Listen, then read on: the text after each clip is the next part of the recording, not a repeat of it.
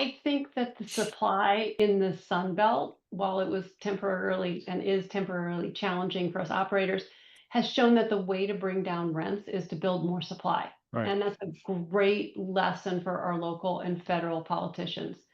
And that, Brett, to your point, and that supply also showed how much demand there is for rental housing in our country as that supply is being absorbed. And I think that's a great fundamental underpinning for our industry. Okay, thanks. Hillary?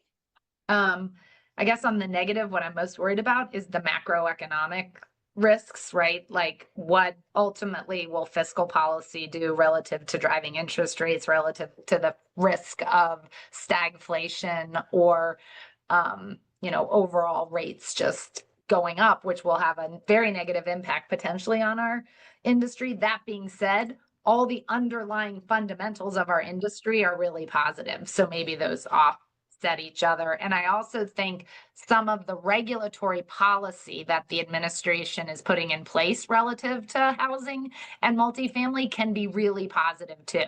They want to get rid of restrictions around lending. They're trying to make it easier to do what we do because they recognize supply is important and housing is important.